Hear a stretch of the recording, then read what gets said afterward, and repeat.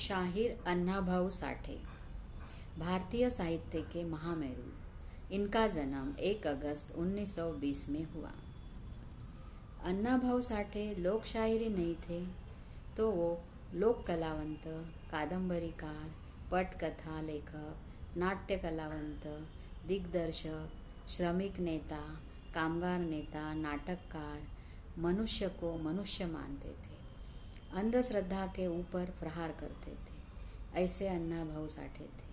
लेकिन भारत के इतिहासकारों ने उनका इतिहास छुपा के रखा। उनके साहित्य की पहचान समाज को होने नहीं दी। अण्णाभाऊ साठे जागतिक कीर्ति के साहित्यिक थे, फिर भी उनको उपेक्षित ही रखा गया।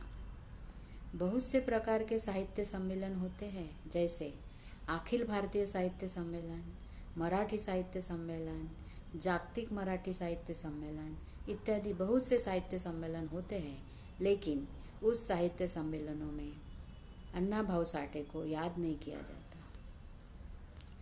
अण्णाभाऊ साठे का साहित्य जग में 27 देशों में पढ़ा जाता है।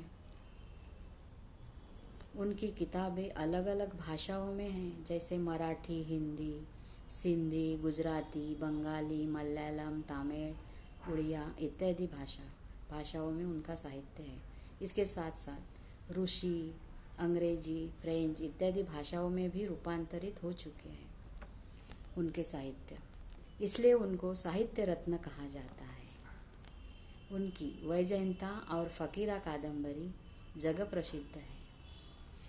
वैजयंता कादंबरी कला और जीवन पर आधारित है और फकीरा जो कादंबरी है वो अन्याय के खिलाफ आवाज़ उठाने वाला फकीरा यहाँ वहाँ पे दिखाई देता है।